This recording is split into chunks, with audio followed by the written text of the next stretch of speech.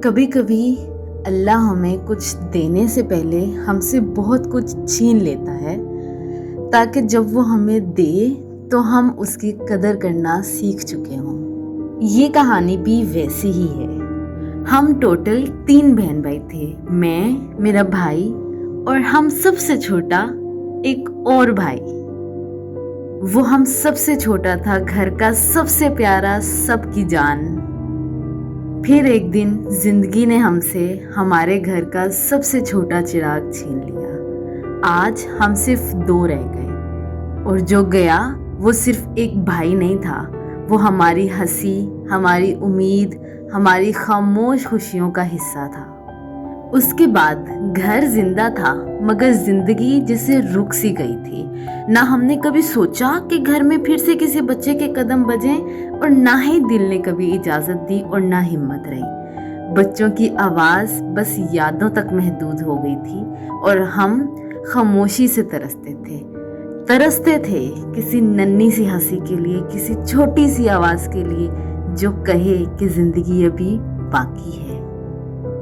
फिर एक दिन खुशियों ने बिना बताए हमारे घर का दरवाज़ा खोला और हमारे घर में एक नन्ही सी परी की खुशखबरी भेजी, जिसका हमने नाम फबीहा रखा। फबीहा, तुम सिर्फ मेरे भाई की बेटी नहीं हो, तुम मेरी भी बेटी जैसी हो। तुम्हारे आने से इस घर ने फिर से सांस ली, इस घर की दीवारों ने फिर से हंसी सुनाई। जहां उदासी थी वहां तुम्हारी मुस्कान आ गई, जहां खामोशी थी वहां तुम्हारी आवाज आ गई। तुमने आकर फिर से हमारी फैमिली को कंप्लीट कर दिया। तुम आए तो लगा जो चला गया था उसकी कमी कुछ कम हो गई। तुम आए तो लगा घर फिर से घर हो गया।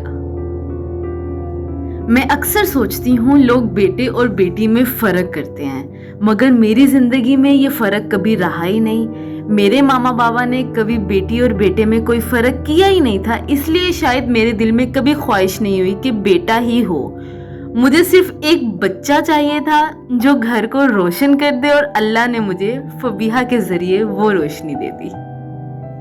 फबीहा, तुम मेरी दुआ हो जो बहुत देर से कबूल हुई। तुम वो खुशी हो जो आंसुओं के बाद मिली।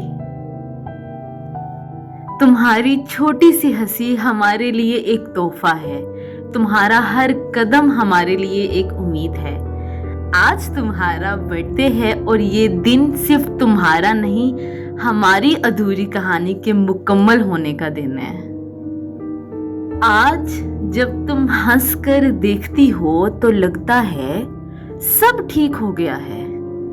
आज जब तुम हंसकर देखती हो तो लगता है सब ठीक हो गया है। आज जब तुम आवाज देती हो तो लगता है घर फिर से घर हो गया है। फबीहा, तुम्हें शायद अंदाजा नहीं है, मगर तुम जब इस घर में आई तो सिर्फ एक बच्ची नहीं आई थी, तुम साथ लेकर आई थी सुकून, तसल्ली और वो एहसास जो हम बहुत अरसे से भूल चुके थे। तुम्हारी हर छोटी सी बात इस घर के लिए एक नई कहानी बन जाती है। तुम्हारी हंसी जिसमें कोई मतलब नहीं होता, बस खुशी होती है, और वो खुशी हमारी रूह तक उतर जाती है। जो चला गया वो आंखों से दूर है, मगर जब तुम मुस्कुराती हो तो लगता है वो कहीं आस पास है। तुम जब चलती हो तो लगता है घर चल रहा है। तुम जब बोलती हो तो लगता है घर बोल रहा है। तुम जब हंस देती हो तो लगता है जिंदगी हंस रही है।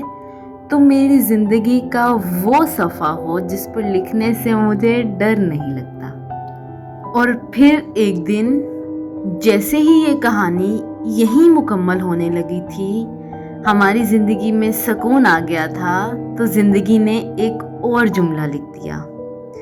एक और नन्ही सी जान इस घर का रास्ता देख रही थी, और फिर हम सब की प्यारी, हम सब की राज दुलारी रामीन इस दुनिया में आई।